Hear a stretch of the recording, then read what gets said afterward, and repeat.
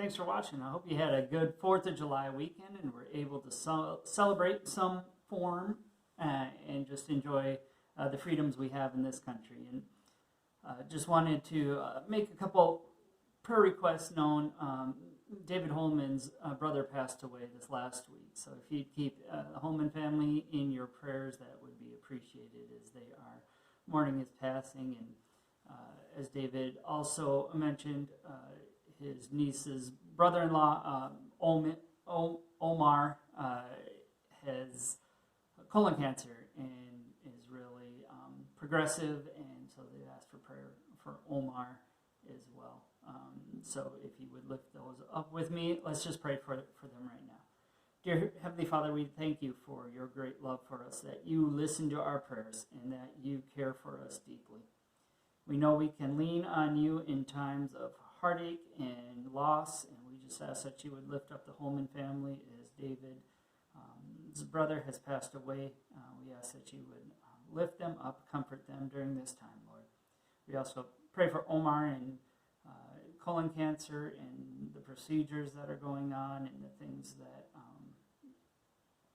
he's dealing with, and the family. We ask that you would just help them to be an influence on him, and may he hear who you are and understand your love.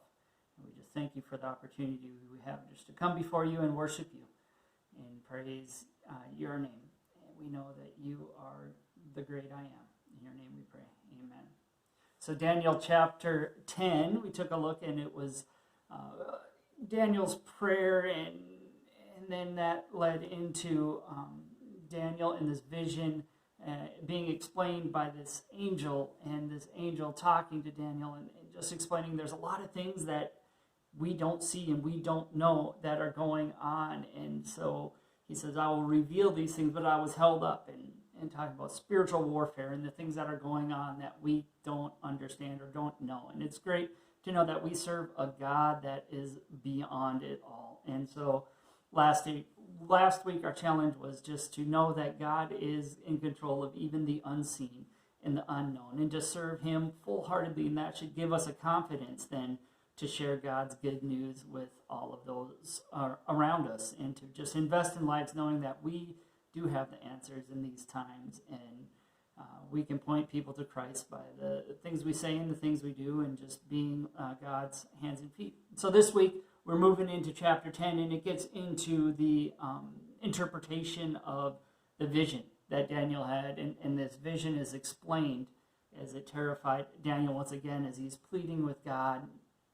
And so we have this angel that's before him, and he's going to explain here what's going on. And before we dive in, I want us to be able to look at this with fresh eyes. It's a very familiar passage to some, and I want us to look at this, and it's important when we approach the Bible and when we read it, not to have preconceived ideas of what we think it says, but let the text talk and speak for itself, and not to have any preconceived ideas, and if those prove to be true, then let them prove to be true through the text. So it's my encouragement as we go through this, especially when talking about prophecy and different interpretations, to let the text speak for itself first, and then look into how we might interpret that. And so we'll begin chapter 11, and it has been a challenge for me. It's dug up a lot of things as I have continued to study and try to wrap my head around what's going on here in the book of Daniel and what that means for us and everything. So I'm just going to start reading, and we'll talk about it and break it down as we go, and how these things are fulfilled. It says, I've been standing beside Michael to support and strengthen him since the first year of the reign of Darius. So this is concluding the previous section where the angel was there with Michael, helping him as they were fighting against these princes of Persia and Mede, and then the prince of Greece. And so then he goes, now then, in verse 2, I will reveal the truth to you. 3 more Persian kings will reign, to be succeeded by a 4th, far richer than the others. He will use his wealth to stir up everyone to fight against the kingdom of Greece. And scholars and pretty much everyone says this points to Xerxes in 485 to 464. And so King Xerxes was great, had a huge influence, and so these three Persian kings, topped off by King Xerxes, as he led out and was a king with great riches, and he used his wealth to stir up to everyone to fight against the kingdom of Greece.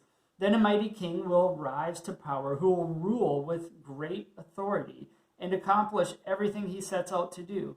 And at the height of his power, his kingdom will be broken and divided into 4 parts. It will not be ruled by the king's descendants, nor will the kingdom hold the authority it once had, for his entire empire will be uprooted and given to others.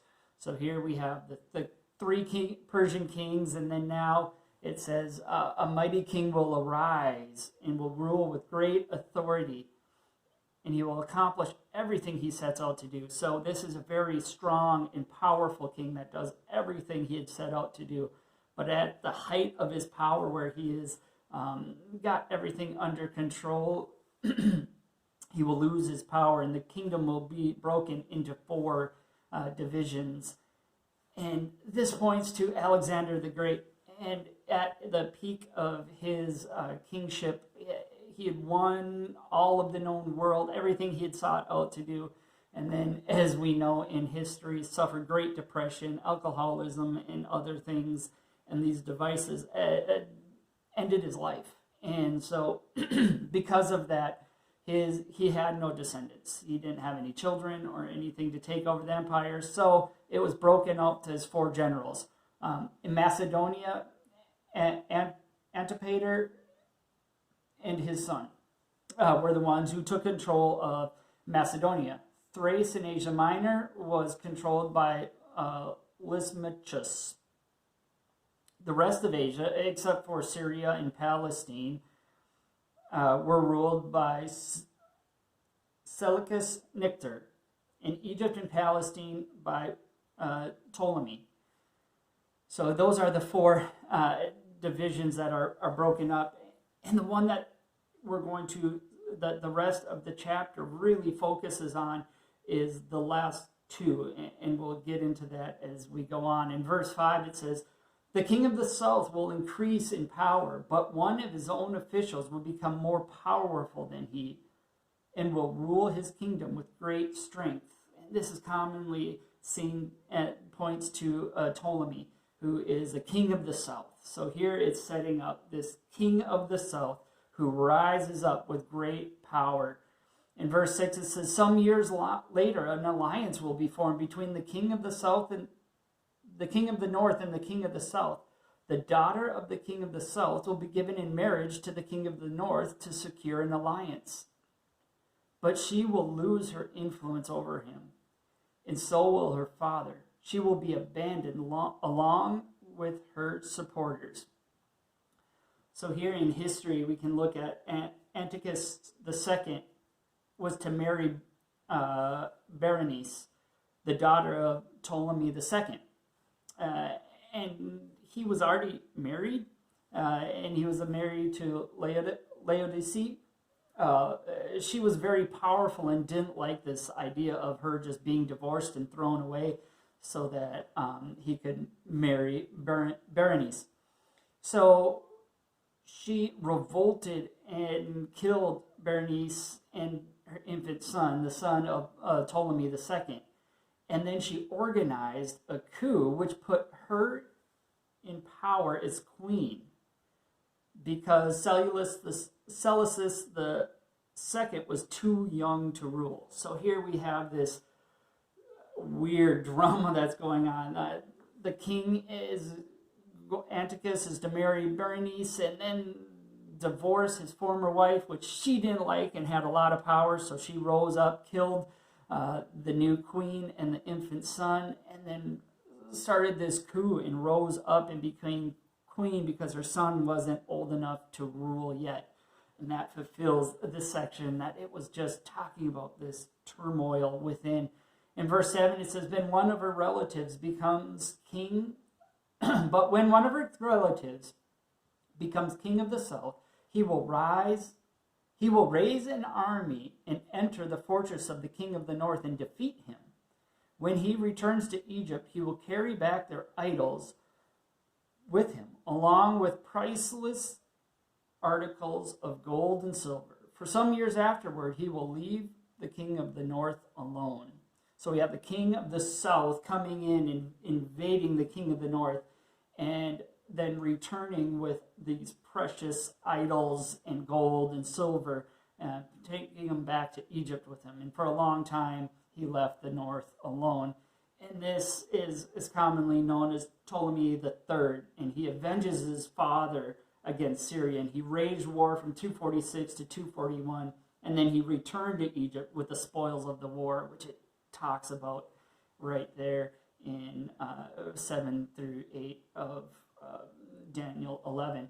And he recovers these idols that were taken by Cambyses, and it's amazing to me how great detail this vision is, and how God just really is laying out to Daniel exactly what's going to happen in great detail. And this is the greatest detailed prophecy that we have in Scripture. And it's here in Daniel. And Daniel is getting this vision from this angel, and it's giving him comfort. He's understanding and knowing what's going to happen, how it's all going to play out. Daniel is older, and he is looking towards the end, and he's wondering how Israel and how the people of God are going to play into this. And here he's getting these rundown of how things are going to go. Later the king, in verse 9 it says, later the king of the north will invade the realm of the king of the south, but soon return to his own land.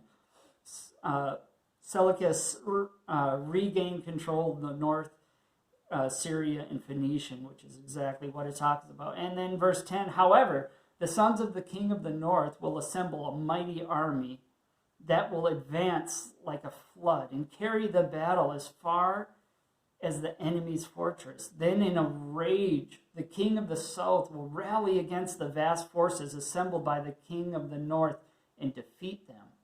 After the enemy army is swept away, the king of the south will be filled with pride and will execute many thousands of his enemies, but his success will be short-lived. Antiochus the Great, or also Antiochus III, he attacks. The attack ends in setback. So he goes and he invades in setback in 219 through 218, and was beaten by the smaller Ptolemy IV. And so Ptolemy IV was able to thwart the progress of Antiochus the Great. And Antiochus the Great, strikes again just after Ptolemy IV dies. So Ptolemy IV has his victory at first. It's short-lived. Then Antiochus comes back as soon as Ptolemy IV dies, and Ptolemy V is only 4 years old, so he's not able to rule the kingdom yet. So there is this in-between time, and Antiochus the Great sees that as a time to attack, a time of weakness, and that's what he does. His is exactly described about right in verses 10 and 11 or through 12. In verse 13, it continues. He's continued to describe what's going on to Daniel. And it says, a few years later, the king of the north will return with a fully equipped army far greater than before. At that time, there will be a great general uprising against the king of the south. Violent men among your own people will join them in fulfillment of this vision, but they will not succeed. Then the king of the north will come and lay siege to a fortified city and capture it. The best troops of the south will not be able to stand in the face of the onslaught. The king of the north will march onward, unopposed. None will be able to stop him. He will pause in the glorious land of Israel, intent on destroying it. So now we have this great king of the north coming and destroying and pausing in the land of Israel. And Antiochus wrestles the Holy Land from the control of the Egyptian control and takes it over. Verse 17, he will make plans to come with the might of his entire kingdom and will form an alliance with the king of the south. So now we have this alliance taking place. He will give him a daughter in marriage in order to overthrow the kingdom from within, but his plan will fail. After this, he will turn his attention to the coastland and conquer many cities, but a commander from another land will put an end to his insolence and cause him to retreat in shame. He will take refuge in his own fortress, but will stumble and fall and will be seen no more. Antiochus is wanting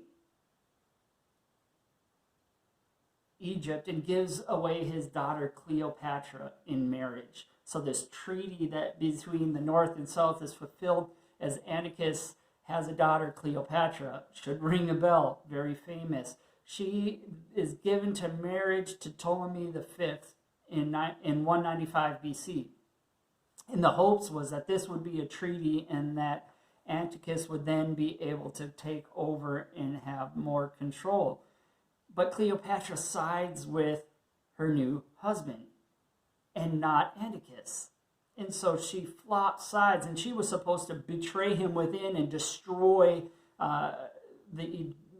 everything in Egypt so that Antiochus could come in and destroy it. But she flips on her dad, sides with her husband, and Antiochus loses the battle to the Romans. Antiochus' second son was among 20 hostages taken by Rome, where he spent his formative years, later becoming Antioch Epiphanes. So here we have the introduction of the Roman Empire, and Antiochus is defeated, and Ptolemy takes over with Cleopatra, and in verse 20 it says, his successor will send out a tax collection to maintain the royal splendor, but after a very brief reign he will die, though not from anger or in battle. Antiochus III's eldest son, Seleucus, reigns for 12 years, and he was known for his extremely high taxes on Palestine and was then poisoned by his minister, Heliodorus. And so it's amazing. These details that are found in this prophecy are being fulfilled through the history of these kings of the north and the kings of the south. In verse 21, it says, the next to come to power will be a despicable man who is not in line for royal succession.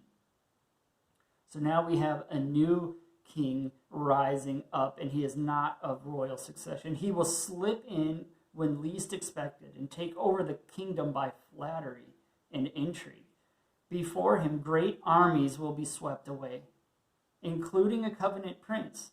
With deceitful promises, he will make various alliances. He will become strong despite having only a handful of followers. Without warning, he will enter the richest areas of the land. Then he will distribute among his followers the plunder and wealth of the rich. Something his predecessors had never done. He will plot the overthrow of strongholds, but this will last only a short while. Then he will stir up his courage and rise a great army against the king of the south. The king of the south will go to battle with a mighty army, but to no avail, for there will be plots against him. His own household will cause his downfall. His army will be swept away, and many will be killed. Seeking nothing but each other's harm, these kings will plot against each other at the conference table, attempting to deceive each other. But it will make no difference, for the end will come at the appointed time. The king of the north will then return home with great riches. On the way, he will set himself against the people of the Holy Covenant, doing much damage before continuing his journey. Then, at the appointed time, he will once again invade the south, but this time the result will be different. For warships from western coastland will scare him off, and he will withdraw and return home. But he will vent his anger against the people of the Holy Covenant and reward those who forsake the covenant. His army will take over the temple fortress, pollute the sanctuary, put a stop to daily sacrifices, and set up a sacrilegious object that causes desecration. He will flatter and win over those who have violated the covenant. But the people who know their God will be strong and will resist him. The wise leaders will give instruction to many, but these teachers will die by fire and sword, or they will be jailed and robbed. During these persecutions, little help will arrive, and many who join them will not be sincere. And some of the wise will fall victim to persecution. In this way, they will be refined and cleansed and made pure until the time of the end, for the appointed time is still yet to come.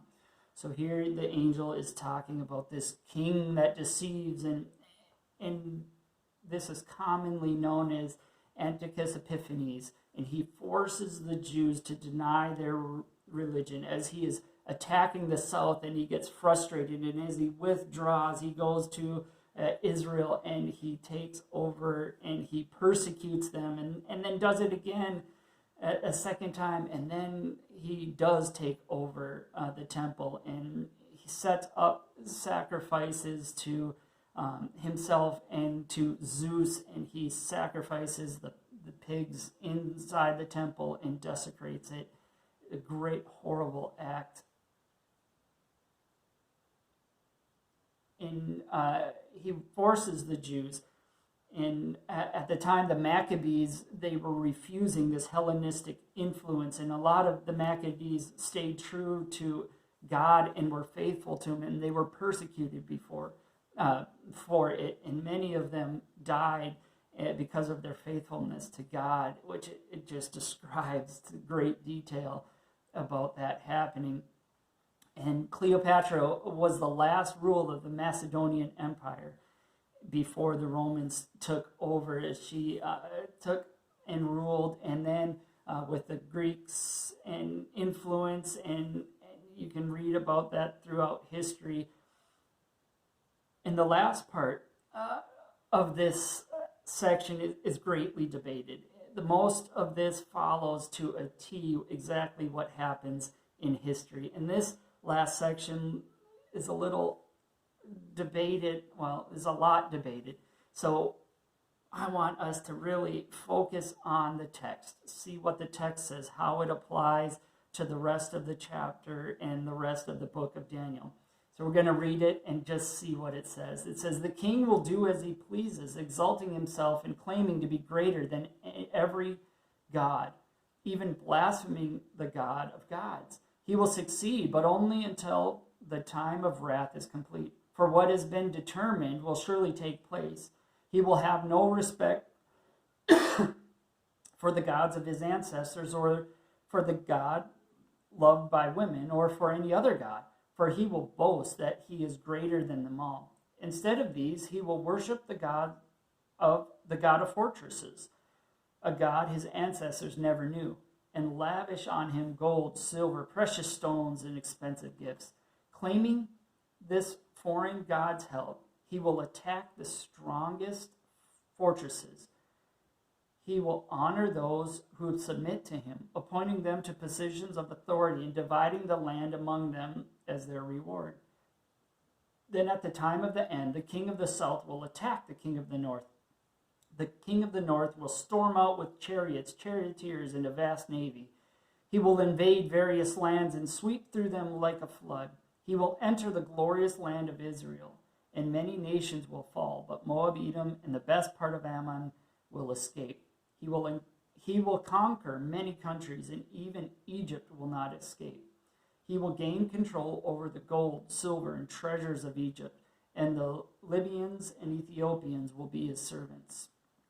But then the news from the east and the north will alarm him, and he will set out in great anger to destroy and obliterate them. He will stop between the glorious holy mountain and the sea, and will pitch his royal tents. But while he is there, his time will suddenly run out, and no one will help him." So here we have this king that the king takes control. And the king does as he pleases. He is exalting himself, making himself like a god.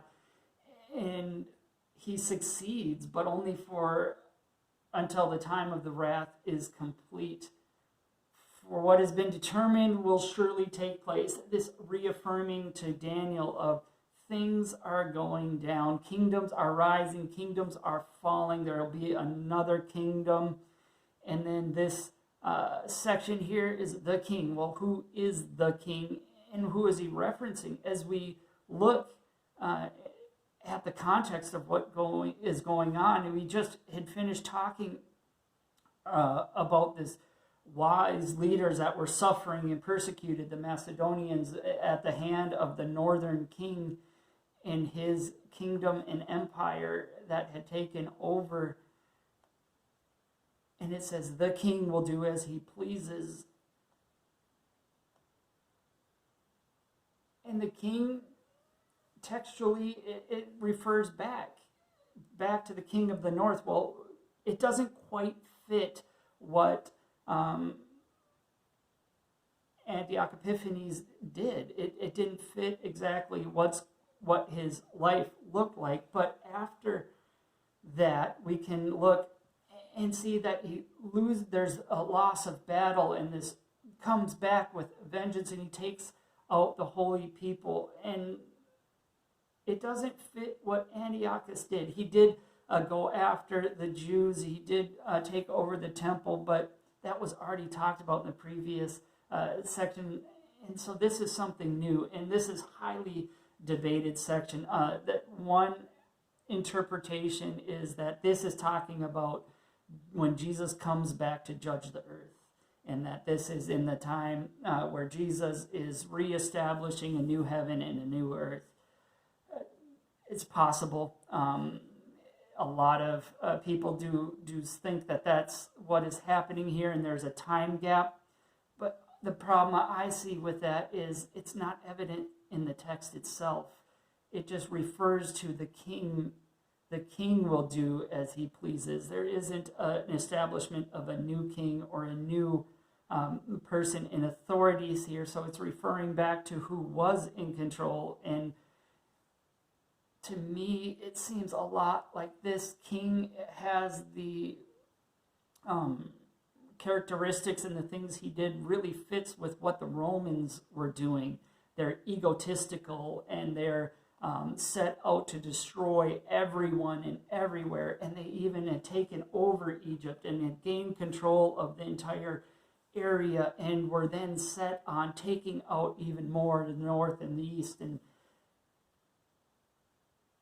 to me, when I read through this, I see the end times that it's speaking of as the end time of when Jesus comes to establish his earthly kingdom. In the context of Daniel itself, it fits to me that he's talking about this kingdom over and over again, about God establishing a kingdom that will last forever.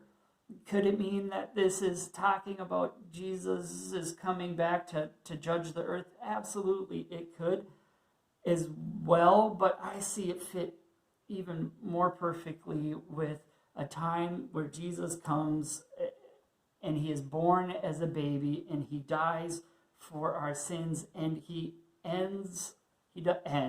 fulfills the old covenant and establishes a new covenant, a new time, and he establishes the new kingdom, as it talks in Ephesians and Hebrews and throughout the entire Bible, Old Testament and New Testament, pointing to Jesus as the one who will reign forever.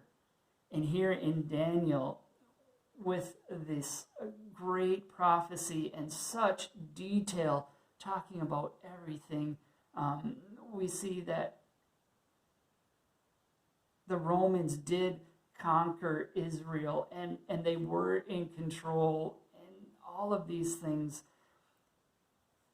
And what the real important thing is not to get too caught up in it, but get the bigger picture. What's really going on?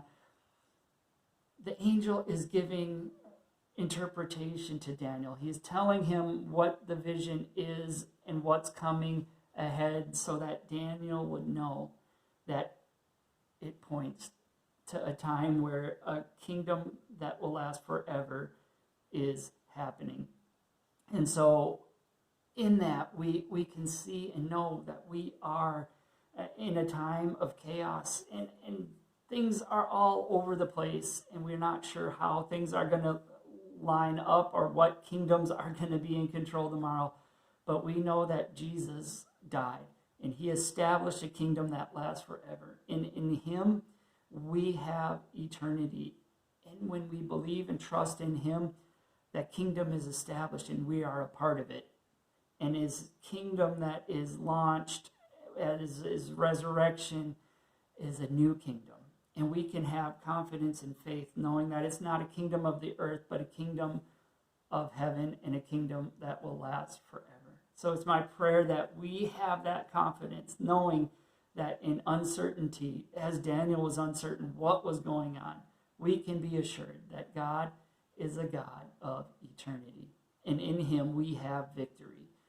Jesus died and rose again so that we can have victory in him. And we can have that confidence in knowing that we are children of God. And that gives us confidence to go out and to share and to be a voice like Daniel was, continually using our gifts to go and to share and to be a light. And that's my prayer, as we go out and have that confidence, knowing that Jesus is the establishment of a new kingdom, and we are a part of it. And we're on a team, on the kingdom that lasts forever.